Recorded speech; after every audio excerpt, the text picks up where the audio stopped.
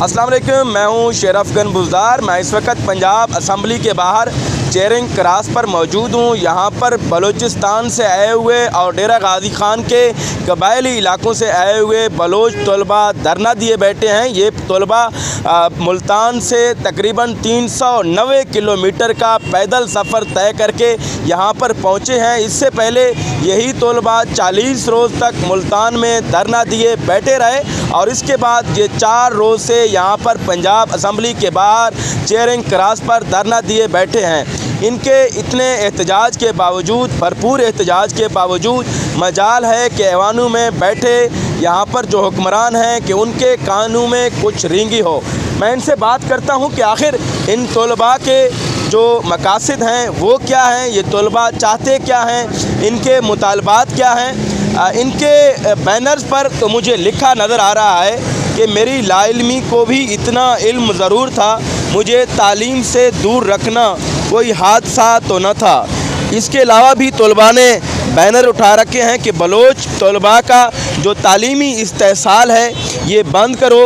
और एक तालिब इल्म ने उठाया हुआ है कि ज़मीन पर छुपे ज़खायर नज़र आते हैं, सड़कों पर कलम मांगते तलबा क्यों नज़र नहीं आते। इन्होंने लिखा हुआ है कि जो खामोश हैं उन्हें जालिम पुकारा जाए। और ये है कि इल्म इंसान की तीसरी आँख है, हम इस आँख से महरूम क्यों।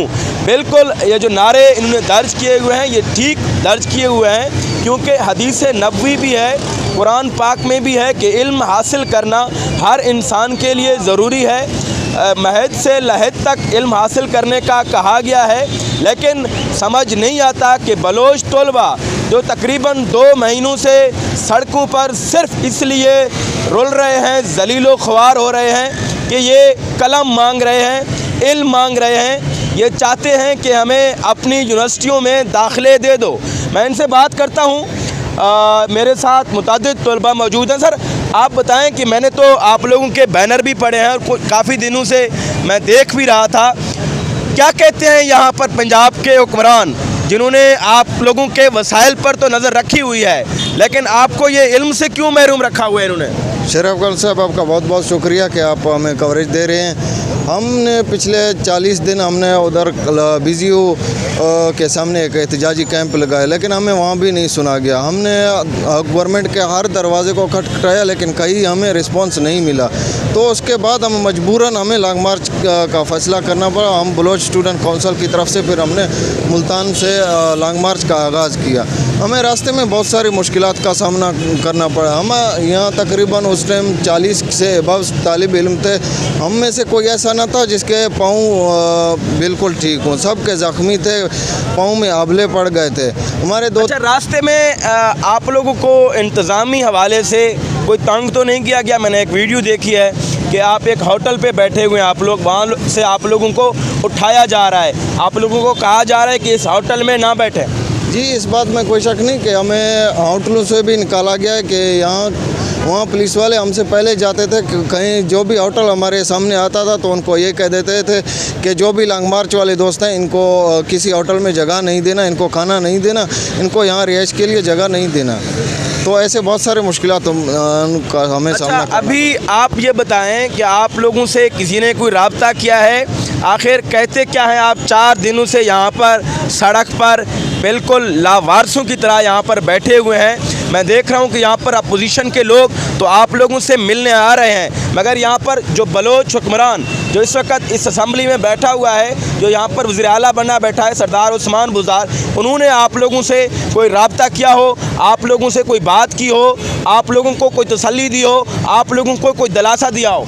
जी बिस्मिल्लाहिर्रहमानिर्रहीम। मैं आपको बताता चलूँ कि यहाँ पे जो भी स्टूडेंट्स आए हुए हैं वो ट्राइबल एरिया के उन इलाकों से आए हुए हैं जहाँ पे लोग अपनी सर्वाइवल का जंग लड़ रहे हैं। यहाँ पे बेसिक फैसिलिटीज़ जो है वो मौजूद नहीं है और उस्मान बुज़दार इस चीज़ से बिल्कुल वाकिफ़ हैं कि वो लोग जो यहाँ पे आए हुए हैं वो अपने हक़ के लिए आए हुए हैं। और ये जो ट्राइबल एरिया के स्टूडेंट्स हैं इनको कम्पीट करना पड़ता है लाहौर और इस्लामाबाद के स्टूडेंट के साथ, और जिनकी घरों के लिए जो ट्यूटर आते हैं वो हर सब्जेक्ट का अपना एक ट्यूटर होता है और उनको कम्पीट करना पड़ता है उन स्टूडेंट के पास जिनके पास बेसिक फैसिलिटीज़ नहीं है।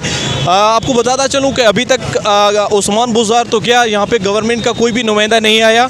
और गवर्नमेंट की तरफ से अभी तक कोई भी रिस्पॉन्स नहीं मिला। जी, आपने इन हुक्मरानों की जो बेहसी है वो देखी है। हमने तो सुना था कि यहाँ पर अब बलोच वज़ीर आला को वज़ीर आला पंजाब बनाया गया, तो इससे शायद जो बैनुल सूबाई रवाबित हैं उनमें इजाफ़ा होगा, यहाँ पर एक दोस्ताना माहौल पैदा होगा। ये शायद बलूचिस्तान को पैगाम दे रहे हैं कि पंजाब और बलोच भाई भाई हैं और यहाँ पर बलोच वज़ीर आला पंजाब पर हुक्मरानी कर सकता है। लेकिन बिलावल ने, मैं समझता हूँ कि कराची के जलसे में बिल्कुल ठीक कहा था कि पंजाब के ऊपर एक डमी और नाअहल वज़ीर आला सरदार उस्मान बुज़दार की सूरत में मुसल्लत किया गया है। और मैं इस बात की यकीनन तायीद भी करता हूँ, क्योंकि इनको अपने ही इलाके के, अपने ही हलके के स्टूडेंट जो कि 2 महीने से सड़कों पर हैं, वो नज़र नहीं आते।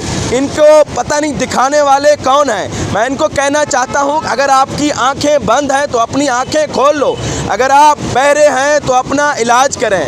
कम अज़ कम यहाँ पर जो तलबा जलील हो रहे हैं, यहाँ पर जो कौम के मुस्तकबिल जलील हो रहे हैं, सड़कों पर बैठे हैं, ये सिर्फ आपसे कलम मांग रहे हैं, या आपसे सड़क का आज मुतालबा नहीं कर रहे हैं, या आपसे ये मुतालबा नहीं कर रहे हैं कि इनके इलाकों में साफ़ पानी दिया जाए, या आपसे मुतालबा कर रहे हैं कि हमें सिर्फ तालीम दिया जाए, तालीम दिया जाए और तालीम दिया जाए। अब देखते हैं कि वज़ीर आला पंजाब साहब का जो रिस्पांस है इन तलबा के साथ मज़ीद क्या होगा।